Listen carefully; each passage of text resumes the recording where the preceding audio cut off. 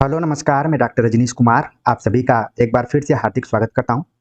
UP TGT PGT Hindi 2022 की परीक्षा के दृष्टिकोण से हमने स्पेशल क्लास की शुरुआत की है। उसकी दूसरी कड़ी में आज हम चर्चा करेंगे हिंदी साहित्य इतिहास काल विभाजन की परंपरा के ऊपर।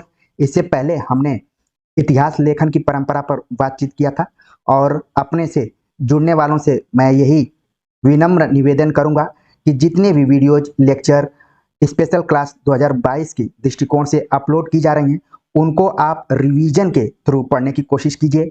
ऐसी बात नहीं है कि जो चीज़ मैं इस लेक्चर में बता रहा हूँ वो सारी चीज़ें, वो सारे फैक्ट्स आपके लिए नए होंगे, आपने पहले भी पढ़ा होगा। लेकिन मेरी कोशिश है कि एक प्रतियोगी छात्र को क्या ध्यान में रखना चाहिए, कहाँ से परीक्षाओं में सवाल बनते हैं, उस दृष्टिकोण से हमने पूरे नोट्स को तैयार किया है कि ज़्यादा से ज़्यादा आपको फैक्चुअल जानकारियाँ मिलें, जिससे कि कहीं से भी सवाल पूछा जाए इस टॉपिक से तो आपको इस वीडियो लेक्चर में पूरे फैक्ट्स मिल जाए। तो उसी चीज़ को ध्यान में रखते हुए काल विभाजन पर हम बात करते हैं। जैसा कि आप जानते हैं कि हिंदी साहित्य इतिहास लेखन की परंपरा के प्रारंभिक दो इतिहासकार गारसद तासी तथा शिव सिंह सेंगर ने काल विभाजन का प्रयास नहीं किया था। जब मैं गारसद तासी का नाम ले रहा हूँ और शिव सिंह सेंगर का नाम ले रहा हूँ तो आपके दिमाग में तुरंत इन दोनों इतिहासकारों के ग्रंथों का नाम आ जाना चाहिए, उनके प्रकाशन वर्ष भी आ जाने चाहिए और उनसे संबंधित जो भी फैक्चुअल जानकारियाँ हैं वो भी आ जानी चाहिए। तो जैसा कि हमने बताया कि गारसद तासी और शिव सिंह सेंगर दोनों ने इतिहास ग्रंथ तो लिखे लेकिन काल विभाजन का प्रयास इन्होंने नहीं किया, यानी कि इन्होंने वर्ण के अनुसार केवल कलेक्शन किया है, एक तरीके से संकलन करने का इन्होंने प्रयास किया है। काल विभाजन करने का सबसे पहले प्रयास अगर किसी इतिहासकार ने किया है तो उनका नाम है जॉर्ज अब्राहम ग्रियर्सन। ये पॉइंट इतना महत्वपूर्ण है कि परीक्षाओं में प्राय अगर 5 परीक्षाओं में आप बैठ रहे हैं तो उसमें से 2-3 परीक्षाओं में ये सवाल पूछ लिया जाता है कि हिंदी साहित्य इतिहास लेखन में सबसे पहले काल विभाजन का प्रयास किसने किया था। तो जॉर्ज ग्रियर्सन का नाम वहां पर आपके ध्यान में आना चाहिए। तो सर्वप्रथम जॉर्ज अब्राहम ग्रियर्सन ने काल विभाजन का प्रयास किया। ग्रियर्सन का ग्रंथ जब मैं बोल रहा हूं तो आपके दिमाग में तुरंत आना चाहिए कि the modern vernacular literature of Hindustan. Grierson का ग्रंथ अध्यायों में विभाजित है। कुछ पुस्तकों में 11 अध्याय दिए गए हैं तो कुछ पुस्तकों में 12 अध्यायों का उल्लेख किया गया है, जिस पर कि हम आगे बातचीत करेंगे तो और चीजें क्लियर हो जाएंगी। आपको बस यही ध्यान में रखना है कि ग्रियर्सन ने जो काल विभाजन किया था वो कई अध्यायों में 10 से ऊपर अध्याय उसमें है और प्रत्येक अध्याय सामान्य रूप से एक काल को व्यक्त करते हैं, यानी कि एक काल खंड को ही जो भी अध्याय हैं उसको व्यक्त करते हैं। अब हम बात कर लेते हैं कि ग्रियर्सन द्वारा हिंदी साहित्य इतिहास का काल विभाजन किन किन नामों से किया गया है और वो कौन कौन से कालखंड हैं। तो सबसे पहले बात करते हैं कि उन्होंने नाम दिया था चारण काल, यानी कि 700 से लेकर 1300 ईस्वी के बीच के समय को ग्रियर्सन ने कहा था चारण काल, जो कि परीक्षा के दृष्टिकोण से काफी इंपॉर्टेंट है, बहुत बार पूछा जा चुका है। हालांकि इसके अलावा राम कुमार वर्मा नाम के इतिहासकार हैं, उन्होंने भी इसको चारण काल कहा है। तो ध्यान में रखिए कि सबसे पहले ग्रियर्सन ने कहा, बाद में राम कुमार वर्मा ने उसी को रिपीट कर दिया है।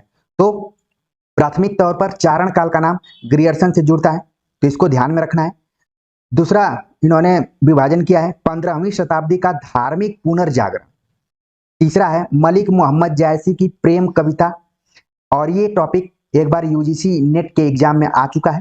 तो बदलते हुए पैटर्न में आपको इस तरीके से देखना पड़ेगा कि ग्रियर्सन के जो भी 12 अध्याय हैं उनके नाम क्या हैं, उसमें से पूरा आपको नहीं ध्यान रखना है, लेकिन जो यूनिक टाइप का, जैसे यहाँ पर आ गया कि मलिक मोहम्मद जैसी की प्रेम कविता, ये प्रश्न आ चुका है, ये टॉपिक जो है प्रश्न के रूप में। इसके बाद चौथा पॉइंट है ब्रज का कृष्ण संप्रदाय, ये भी आ चुका है, इसको भी आपको ध्यान में रखना पड़ेगा।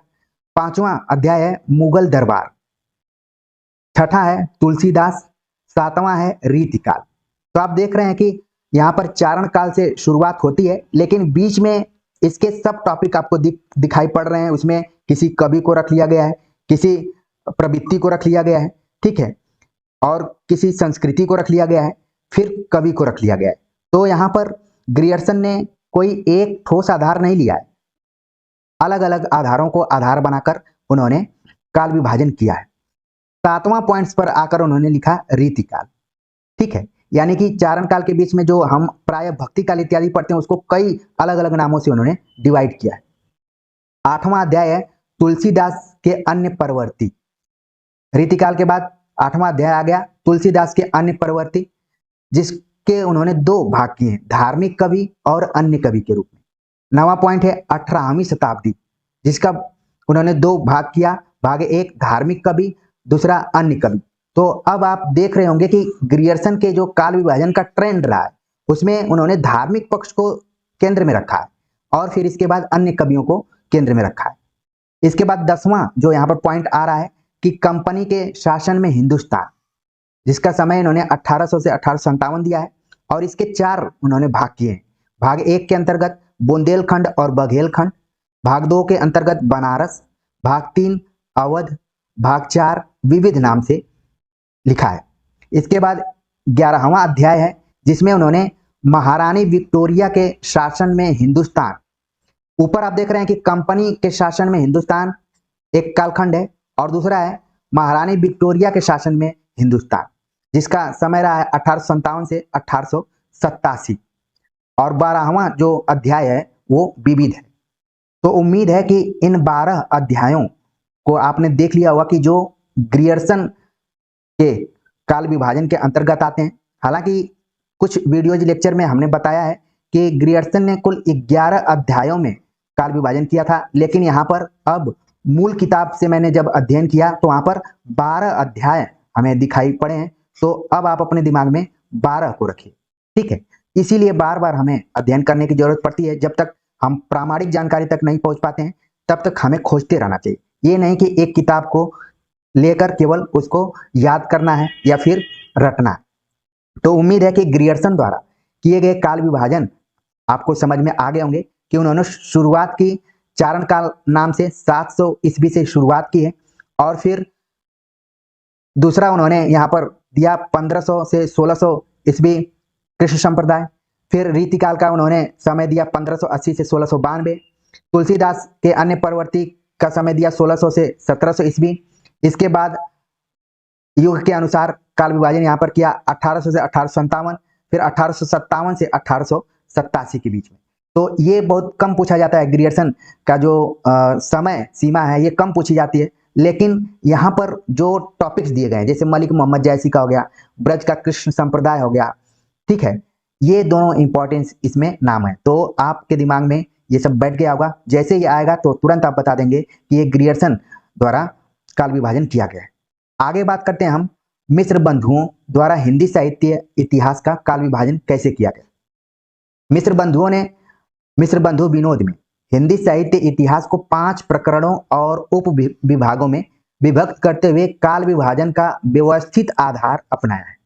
जैसे ही मैंने मिस्र बंधुओं का नाम लिया तो आपके दिमाग में इन तीनों भाइयों का नाम आ गया होगा, और मिस्र बंधु विनोद का प्रकाशन वर्ष कब हुआ था, कितने भागों में बटा हुआ है, कितने कवियों का कलेक्शन है, ये सारी चीजें आ गई होंगी। क्योंकि मेरी कोशिश है कि हर लेक्चर एक दूसरे को कोरिलेट करके आपको बताया जाए ताकि आपका रिवीजन भी हो। मिस्र बंधु विनोद को 5 प्रकरणों में बांटा गया है, ये नई फैक्चुअल जानकारी आप सभी को मिल रही होगी, और उसके अंतर्गत उपविभाग भी किए गए। और ये प्रयास इसलिए किया गया है कि मिस्र बंधुओं ने अपने वर्गीकरण का मूल आधार भाषा विकास को बनाया है। भाषा विकास को उन्होंने ध्यान में रखते हुए काल विभाजन किया है। और मिस्र बंधुओं ने मिस्र बंधु विनोद की भूमिका में लिखा है, काल नायक केवल काव्योत्कर्ष के विचार से नहीं रखे गए हैं, वरन इसके साथ उनके वर्णित विषय, उनका तात्कालिक प्रभाव और उनके समयों के विचार भी मिल गए हैं। सूदन काल संवत 1811 से 1830 तक चलता है। इसके नायक बोधा भी हो सकते थे। उनका कविता काल 1830 से प्रारंभ होता है। अतः सबके पीछे होने के कारण वे समय नायक नहीं बन पाए हैं। तो यहाँ पर मिस्र बंधुओं ने क्लियर किया है कि उन्होंने अपने काल विभाजन का आधार भाषा विकास को बनाया है। इसके अलावा कुछ और पॉइंट्स को उन्होंने ध्यान में रखा है, ठीक है, वर्णित विषय के आधार पर, तात्कालिक प्रभाव के आधार पर और समयों के विचार के आधार पर भी इसका उन्होंने काल विभाजन किया है। तो आप देखेंगे इनका बड़ा लंबा चौड़ा काल विभाजन है, फिर भी हमें देखने की जरूरत है। पहला इन्होंने नाम दिया आदि प्रकरण, जिसको कि आदिकाल से संवत 1560 माना गया है।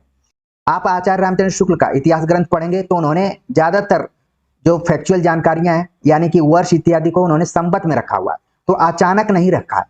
जैसा कि मैंने पिछले क्लास में बताया था कि आचार्य रामचंद्र शुक्ल ने अपने इतिहास ग्रंथ में मिश्र बंधुओं को भी आधार बनाया है। तो संवत जो समय का निर्धारण यहाँ पर है, यहाँ से आचार्य रामचंद्र शुक्ल ने लिया है। तो अब आपके दिमाग में एक चीज बैठ रही होगी कि शुक्ल ने जो चीजें लिखे हैं वो अचानक नहीं लिखा उन्होंने अपने पूर्ववर्ती इतिहासकारों और इतिहास ग्रंथों से बहुत सारी चीजों को लिया है। तो मिश्र बंधुओं ने सबसे पहला जो नाम दिया आदि प्रकरण, जिसमें उन्होंने 5 बिंदुओं को रखा है, ठीक है। उसमें हिंदी की उत्पत्ति और काव्य लक्षण, जिसका समय वैदिक समय से संवत 700 तक माना है। दूसरा पॉइंट है पूर्व प्रारंभिक हिंदी, चंद पूर्व संवत 700 से 1200। पूर्व प्रारंभिक हिंदी रासो काल संवत 1201 से 1347। उत्तर प्रारंभिक हिंदी संवत 1348 से 1444। पूर्व माध्यमिक हिंदी संवत 1445 से 1560। तो आपने देखा कि मिश्र बंधुओं ने आदिकाल को ही 5 भागों में बांट दिया है, लेकिन सामान्य तौर पर परीक्षाओं में पूछा जाता है कि आदिकाल को प्रारंभिक काल किसने कहा है। तो यहां पर आप देख रहे हैं कि प्रारंभिक काल किसने कहा है, मिश्र बंधुओं ने, ठीक है। कई स्टूडेंट इसको लेकर फंस जाते हैं कि आरंभिक काल कहा है कि प्रारंभिक काल कहा है। कई बार जब हम अध्ययन करते हैं तो हमारे दिमाग में चीजें कई बार हमें द्वंद्व में कर देती हैं कि आखिरकार सही क्या है। तो यहाँ पर आप सही सही देख रहे हैं कि प्रारंभिक लिखा हुआ है, तो इसको ध्यान में आपको रखना पड़ेगा। दूसरा उन्होंने कालखंड किया है जिसका नाम है माध्यमिक प्रकरण। माध्यमिक प्रकरण के अंतर्गत उन्होंने कुछ पॉइंट्स जोड़े हैं, जिसमें कि पूर्व माध्यमिक हिंदी अष्टछाप संवत 1561 से 1630। प्रौढ़ माध्यमिक हिंदी सौर काल संवत 1561 से 1630। गोस्वामी तुलसीदास और तुलसी काल की हिंदी संवत 1631 से 1680। प्रौढ़ माध्यमिक हिंदी पूर्व तुलसी काल संवत 1631 से 1645। प्रौढ़ माध्यमिक हिंदी तुलसी काल संवत 1646 से 1670। प्रौढ़ माध्यमिक हिंदी अंतिम तुलसी काल संवत 1671 से 1680। तो ये दूसरा कालखंड हो गया। इसके बाद उन्होंने तीसरा कालखंड दिया है जिसका नाम उन्होंने लिखा पूर्वालंकृत प्रकरण, जिसका समय संवत 1681 से 1790 के बीच रखा है। इसको भी 6 पॉइंट्स में उन्होंने बांटा है। पूर्वालंकृत हिंदी सेनापति का काल संवत 1681 से 1706। बिहारी का काल संवत 1707 से 1720। भूषण का काल संवत 1721 से 1750। आदिम देव काल संवत 1751 से 1771। माध्यमिक देव काल संवत 1771 से 1790। तो मोटे तौर पर आपको जो मैंने रेड पेन से लगाया है कि आदि प्रकरण आदिकाल, प्रौढ़ माध्यमिक प्रकरण दूसरा पॉइंट, तीसरा पूर्वालंकृत प्रकरण, चौथा पॉइंट यहां पर है उत्तरालंकृत प्रकरण, जिसका समय उन्होंने संवत 1791 से 1889 रखा है और उसके भी कई पॉइंट्स उन्होंने किए हैं, जिसमें कि उत्तरालंकृत हिंदी संवत 1791 से 1889। दास काल संवत 1791 से 1810। सूदन काल संवत 1811 से 1830। रामचंद्र काल संवत 1831 से 1855। पेनी प्रवीण काल संवत 1856 से 1875। पद्माकर काल संवत 1876 से 1889 ईस्वी। इसके बाद जो 5वां प्रकरण है वो भी कई कालखंडों में बटा हुआ है, जिसमें कि परिवर्तन कालिक हिंदी संवत 1890 से 1925। द्विजदेव काल संवत 1890 से 1925। दयानंद काल वर्तमान हिंदी पत्र पत्रिकाएं संवत 1926 से 1945। पूर्व हरिश्चंद्र काल संवत 1945 से 1966। उत्तर हरिश्चंद्र काल, पूर्व गद्य काल, उत्तर गद्य काल, परम प्राचीन कविगण आदि से संवत 1944 पर्यंत शेष। दूसरा अज्ञात काल, पूर्व नूतन परिपाटी संवत 1975 से 1960, उत्तर नूतन परिपाटी संवत 1961 से 1975, और आखिरी यहां पर दिया आजकल। मिश्र बंधु विनोद के अन्य संस्करण में आजकल के स्थान पर वर्तमान काल लिखा गया है। तो आपने देखा कि मिश्र बंधु विनोद में कुल 5 प्रकरणों की चर्चा की है, जैसा कि मैंने ऊपर ही बताया, और उसके कई उप विभाग किए गए, तो वो उतना इंपॉर्टेंट नहीं है। आपको बस ध्यान में रखना है कि आदिकाल को प्रारंभिक काल कहा, ठीक है। इसके बाद सवाल पूछा जाता है कि रीतिकाल को अलंकृत काल किसने कहा है, तो यहां पर मिश्र बंधुओं का नाम आता है। रीतिकाल को अलंकृत काल किसने कहा है। आप देख रहे हैं कि जो चीज आप पुस्तकों में पढ़ते थे, यहां पर आपको विस्तार से देखने में का मौका मिल रहा है कि कैसे कैसे नामकरण पड़े हुए, ठीक है। और आधुनिक काल को क्या कर दिया, परिवर्तन काल, और उसके भी कई भेद किए गए। जब आपने इन भेदों को देखा होगा तो आपको एक बोरियत महसूस होने लगी होगी। इसी चीज को ध्यान में रखते हुए आचार्य रामचंद्र शुक्ल भी अपने को रोक नहीं पाए, वो भी एक तरीके से गुस्सा हो गए। उन्होंने लिखा, इस विषय में लिखा कि सारे रचना काल को केवल आदि, मध्य, पूर्व, उत्तर इत्यादि खंडों में आंख मूंद कर बांट देना, यह भी न देखना कि किस खंड के भीतर क्या आता है क्या नहीं, किसी वृत्त संग्रह को इतिहास नहीं बना सकता। ये कोटेशन इतना इंपॉर्टेंट है परीक्षा के दृष्टिकोण से कि कई बार पूछा जा चुका है। तो अब आपके दिमाग में ये चीज आ गई होगी कि आचार्य रामचंद्र शुक्ल ने ये बात क्यों लिखी, क्योंकि मिश्र बंधुओं ने इतना अपने इतिहास ग्रंथ को प्रकरणों में बांट दिया, और प्रकरणों में बांटने के बाद इतने उसके उप विभाग कर दिए कि कोई भी पाठक रहेगा वो एकदम से हड़बड़ा जाएगा। तो यहाँ पर आचार्य रामचंद्र शुक्ल ने पाठक के मन की बात को पकड़ते हुए लिख दिया यहाँ पर कि सारे रचना काल को केवल आदि, मध्य, पूर्व, उत्तर इत्यादि खंडों में आंख मूंद कर बांट देना, यह भी न देखना कि किस खंड के भीतर क्या आता है क्या नहीं, कवि वृत्त संग्रह, जैसा कि आप जानते हैं कि उन्होंने अपने पूर्ववर्ती इतिहास ग्रंथों को वृत्त संग्रह नाम से कहा था। तो उन्होंने कहा किसी वृत्त संग्रह को इतिहास नहीं बना सकता है। तो ये कोटेशन आप अपने दिमाग में बिल्कुल रखिए कि आचार्य रामचंद्र शुक्ल का है, और अपने पूर्ववर्ती खासतौर से मिश्र बंधु विनोद के इतिहास ग्रंथ को ध्यान में रखते हुए उन्होंने कहा था। आगे बात करते हैं आचार्य रामचंद्र शुक्ल द्वारा हिंदी साहित्य इतिहास का जो काल विभाजन किया गया है उसके ऊपर। रामचंद्र शुक्ल ने अपने पूर्ववर्ती साहित्य इतिहासकारों द्वारा किए गए वर्गीकरण की समीक्षा करते हुए हिंदी साहित्य के 900 वर्षों के इतिहास को 4 कालों में विभाजित किया है। तो ये जो लंबा सा वाक्य आपको दिख रहा है, इसमें 2-3 चीजें इंपॉर्टेंट हैं कि आचार्य रामचंद्र शुक्ल ने ऑन द स्पॉट तुरंत काल विभाजन नहीं किया, बल्कि अपने पूर्ववर्ती इतिहासकारों द्वारा किए गए वर्गीकरण की उन्होंने समीक्षा की, जो कि आचार्य रामचंद्र शुक्ल की एक खास विशेषता रही। और उन्होंने हिंदी साहित्य के कुल 900 वर्षों के इतिहास को लिया है और उन 900 वर्षों के इतिहास को 4 कालों में विभाजित किया है। तो ये फैक्चुअल जानकारी आपके दिमाग में बैठ गई होगी। अब वो 4 कालखंड कौन है उस पर हम बातचीत कर लेते हैं, जिसमें कि आदिकाल, जिसको कि वीरगाथा काल उन्होंने कहा, और इसका विभाजन उन्होंने संवत में ही रखा है, संवत 1050 से 1075। अगर आप इसको ईस्वी में कन्वर्ट करना चाहते हैं तो आपको संवत से -57 घटाना पड़ेगा, तो पूरी आपको ईस्वी में आ जाएगी। तो ये इसलिए मैं नहीं लिख रहा हूं क्योंकि आप अपने दिमाग में बैठाएंगे घटाएंगे तो आपको और याद होगा, ठीक है। तो आदिकाल, जिसका नामकरण उन्होंने वीरगाथा काल से किया था, जिसका समय संवत 1050 से 1375 माना। पूर्व मध्यकाल, जिसको कि भक्ति काल कहा गया, संवत 1375 से 1700। उत्तर मध्यकाल, रीतिकाल इसका नाम पड़ा, और संवत 1700 से 1900 इसका समय है। आधुनिक काल, जिसको कि शुक्ल ने गद्य काल कहा, और संवत 1900 से 1984 तक का समय माना है। ये संवत में इसलिए भी ध्यान में रखना है क्योंकि बदलते हुए पैटर्न में ईस्वी में न पूछकर इसी संवत में पूछ लिया जाता है।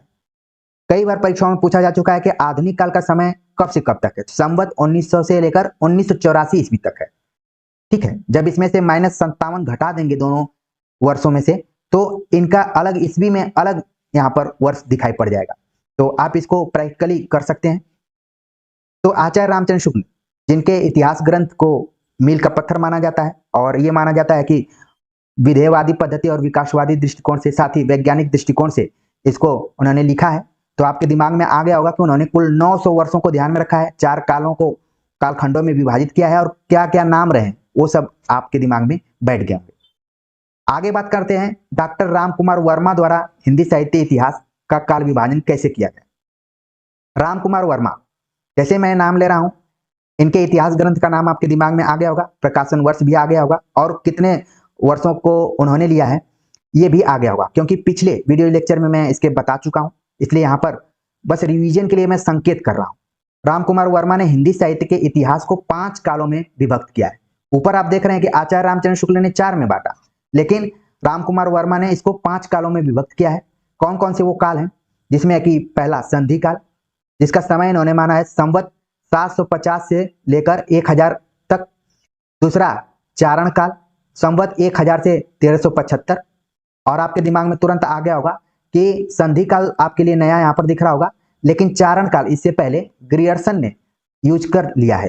तो अब आपके दिमाग में आ गया होगा कि राम कुमार वर्मा और ग्रियर्सन दोनों ने आदिकाल को चारण काल से संबोधित किया है। अगला जो तीसरा कालखंड है भक्ति काल, संवत 1375 से 1700। रीति काल संवत 1700 से 1900। आधुनिक काल संवत 1900 से अब तक। तो राम कुमार वर्मा ने भी अपने इतिहास ग्रंथ हिंदी साहित्य का आलोचनात्मक इतिहास में भी काल विभाजन जो किया है 5 काल खंडों में किया है, और उसका जो समय रखा है वो संवत में रखा हुआ है। आप समय को भी देखिए पूरा, और इसमें 2 चीजें आपको यहाँ पर नहीं दिख रही होंगी, संधि काल और चारण काल, तो इसको आप राम कुमार वर्मा से जोड़कर रखिए। आगे बात करते हैं गणपति चंद्र गुप्त द्वारा हिंदी साहित्य इतिहास का काल विभाजन। गणपति चंद्र गुप्त, जैसे मैंने नाम लिया आपके दिमाग में इनका इतिहास ग्रंथ आ गया होगा, कब प्रकाशित हुआ था और क्या खास विशेषता रही है, वो सारी चीजें आ गई होंगी। डॉक्टर गणपति चंद्र गुप्त ने नए अनुसंधान रचनाओं एवं काव्य परंपराओं को सम्मिलित करने की आवश्यकता पर बल देते हुए सांस्कृतिक परंपराओं तथा बाह्य परिस्थितियों के परिप्रेक्ष्य में इतिहास को 3 कालों में विभक्त किया है। ये काफी इंपॉर्टेंट है। अभी तक आपने देखा 4, 5, लेकिन यहाँ पर इन्होंने 3 कालों में विभक्त किया है। अब वो कौन कौन से काल हैं, जिसमें पहला काल है प्रारंभिक काल या उन्मेष काल, जिसका समय 1184 से 1350 माना है। दूसरा मध्यकाल या विकास काल, जिसका समय है 1350 से 1857। तीसरा है आधुनिक काल, जिसको कि माना 1857 से अब तक। आपके दिमाग में आ रहा होगा कि यहाँ पर प्रारंभिक काल की जब चर्चा मैं किया था तो मिश्र बंधु विनोद का नाम लिया था, और यहाँ पर गणपति चंद्रगुप्त ने भी प्रारंभिक काल नाम दिया है। ठीक है, तो दोनों को आपको ध्यान में रखना है। गणपति चंद्रगुप्त ने प्रारंभिक काल को उन्मेष काल भी कहा है, तो ये परीक्षा के दृष्टिकोण से इंपॉर्टेंट है, नया फैक्ट है आपके लिए। बाकी मध्यकाल को उन्होंने विकास काल कहा, और आधुनिक काल जो कि लगभग सारे इतिहासकारों ने इसका नाम वही दिया है। तो 3 कालखंडों में कौन कौन से थे आपने देख लिया। अब इन 3 कालखंडों को भी अलग अलग दृष्टिकोणों से उन्होंने विभाजित किया है। वो क्या है, प्रारंभिक काल में 2 काव्य परंपराओं का प्रवर्तन हुआ, जिसमें धार्मिक रास काव्य परंपरा, जैन कवियों के रास संज्ञक काव्य को रखा गया है। दूसरा है संत काव्य, संत कवियों का काव्य। तो प्रारंभिक काल को भी इन्होंने 2 काव्य परंपराओं में बांटकर रखा है। इसके अलावा मध्यकाल में बात करें तो मध्यकाल को भी अलग अलग दृष्टिकोणों से देखा है। पहला इन्होंने देखा धर्माश्रय के अनुसार 4 भागों में बांटा है, संत काव्य, पौराणिक गीत, पौराणिक प्रबंध काव्य, रसिक भक्ति काव्य। इसके बाद राजाश्रय के आधार पर इन्होंने 5 भागों में बांटा है, मैथिली गीति, ऐतिहासिक रास काव्य, ऐतिहासिक चरित काव्य, ऐतिहासिक मुक्तक, शास्त्रीय मुक्तक। इसके बाद तीसरा उन्होंने जो आधार बनाया लोकाश्रय, जिसके आधार पर इन्होंने 2 खंड किए हैं, रोमांसिक कथा काव्य, स्वच्छंद प्रेम काव्य। ठीक है, तो इस तरीके से गणपति चंद्रगुप्त ने कुल 11 परंपराओं पर बातचीत किया है, और ये कुल 11 परंपराएं विकसित होकर समानांतर रूप से प्रवाहित होती रही हैं। इसके बाद बात करते हैं मध्यकाल के ऊपर।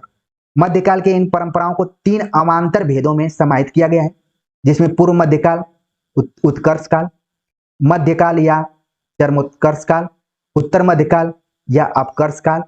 सबका समय भी आप देख रहे हैं अलग अलग दिया हुआ है, इसको भी दिमाग में रखिए।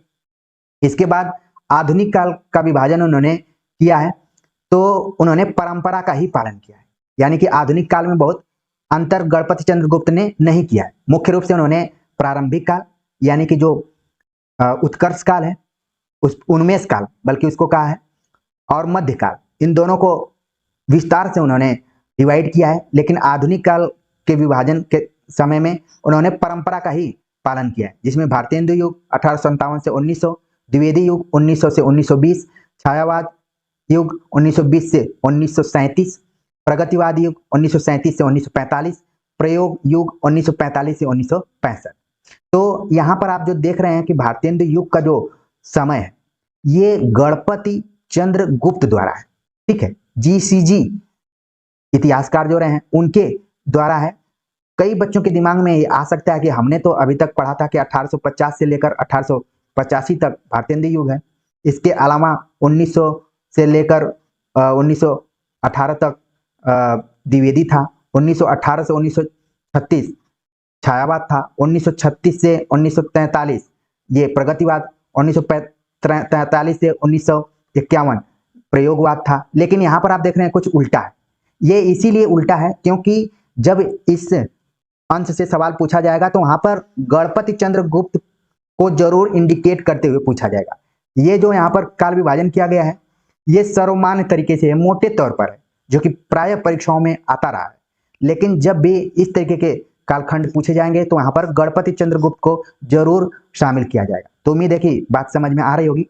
आगे बात करते हैं डॉक्टर बच्चन सिंह द्वारा हिंदी साहित्य इतिहास का काल विभाजन कैसे किया गया। बच्चन सिंह ने भी 4 कालखंडों में रखा है।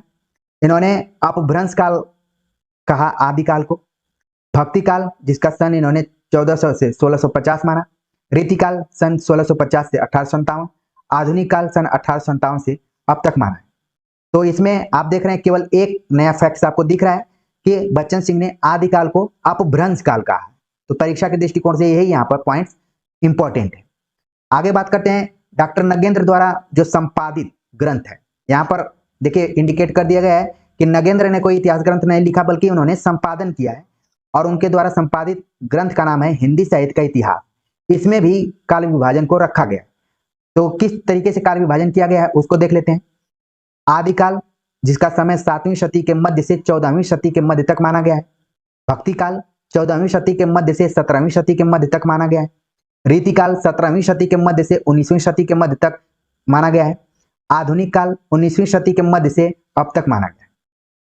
तो ऊपर के जो तीनों कालखंड दिए गए हैं वो विशेष कुछ परिवर्तित नहीं है, परंपरा से ही लिए गए हैं। लेकिन नगेंद्र के इतिहास में आधुनिक काल के कुछ नए नाम दिए गए हैं जो कि प्राय परीक्षाओं में पूछे जाते हैं। जैसे कि भारतेंदु काल को क्या कहा गया है, पुनर्जागरण काल। ये पूरा इंपॉर्टेंट है, आपको ध्यान में रखना है। 1857 से 1900 ईस्वी तक माना गया। द्विवेदी काल को कहा गया जागरण या सुधार काल, जागरण सुधार काल द्विवेदी युग को माना गया, जिसका समय 1900 से लेकर 1918। ये भी परीक्षा के दृष्टिकोण से इंपॉर्टेंट है। ये दोनों कई बार पूछे जा चुके हैं परीक्षाओं में। छायावाद काल जिसका समय 18 से 1938 माना गया है। यहाँ पर छायावाद उत्तर काल को भी 2 खंडों में बांटा गया है। प्रगति प्रयोग काल 1938 से 1953, नवलेखन काल 1953 से अब तक। तो इस वीडियो लेक्चर में हम विभिन्न इतिहासकारों द्वारा किए गए काल विभाजनों पर चर्चा कर रहे हैं, ठीक है। तो ये जानकारी हमें रखना जरूरी है कि कौन इतिहासकार ने किस किस तरीके से काल विभाजन किया है। उम्मीद है कि आप सभी को ये सारी चीजें समझ में आ रही होंगी। आगे बात करते हैं रामस्वरूप चतुर्वेदी द्वारा हिंदी साहित्य इतिहास का काल विभाजन कैसे किया गया। इतिहास के प्रस्तुत अध्ययन क्रम में आचार्य रामचंद्र शुक्ल के काल विभाजन को सामान्य रूप से आधार मानकर उन्होंने लिखा है, जिसमें कुछ संशोधन के साथ ईस्वी सन में रूपांतरण करके लगभग रामचंद्र शुक्ल के ही बातों को रामस्वरूप चतुर्वेदी ने भी रखा है। जिसमें कि आदिकाल वीरगाथा काल जिसका समय इन्होंने चेंज कर दिया 1000 से 1350, पूर्व मध्यकाल भक्तिकाल समय चेंज किया 1350 से 1650, उत्तर मध्यकाल रीतिकाल 1650 से 1850, आधुनिक काल गद्यकाल 1850 से अब तक। और यहाँ पर रामस्वरूप चतुर्वेदी ने एक नई बात लिखी है कि जो भी कालखंड किए गए हैं 4 कालखंड, उनके समय का देखिए घटते हुए क्रम में 350 पहला, 300 दूसरा और 200 वर्ष तीसरा कालखंड है, और एक अभी तक चल ही रहा है। तो इस तरीके से एक नई दृष्टि यहाँ पर देने की कोशिश की गई है रामस्वरूप चतुर्वेदी द्वारा। इसके अलावा उन्होंने एक और फैक्चुअल तरीके से जानकारी दी है कि अपभ्रंश काल जो कि 20 पृष्ठों में है इनके बुक में, वीरगाथा काल 27 पृष्ठों में है, भक्ति काल 150 पृष्ठ में है, रीति काल 150 पृष्ठ में है, आधुनिक काल 280 पृष्ठ में। कुल मिलाकर 627 पृष्ठों का इनका इतिहास ग्रंथ है। तो आपके दिमाग में जरूर इनके इतिहास ग्रंथ का नाम आ रहा होगा। क्या नाम है, कब प्रकाशित हुआ था? तो इस वीडियो लेक्चर में हमने ग्रियर्सन से लेकर रामस्वरूप चतुर्वेदी तक के इतिहासकारों द्वारा किए गए साहित्य इतिहास के काल विभाजन के बारे में चर्चा किया। उम्मीद है कि आप सभी को थ्योरेटिकल जानकारी के साथ साथ ऑब्जेक्टिव जानकारी भी मिली होगी और एक समझ विकसित होगी आपके दिमाग में कि किस तरीके से काल विभाजन किया गया है और कैसे एक दूसरे से काल विभाजन लिंक किए गए, एक दूसरे से जुड़े हुए। तो कमेंट्स कर जरूर बताइए कि आज का ये वीडियो लेक्चर आप सभी को कैसा लगा। आप अपनी तैयारी लगातार करते रहिए। इसी तरीके से हम ठोस जानकारियों के साथ आप सभी के सामने प्रस्तुत होते रहेंगे। तो मिलते हैं एक नए लेक्चर के साथ, तब तक के लिए नमस्कार।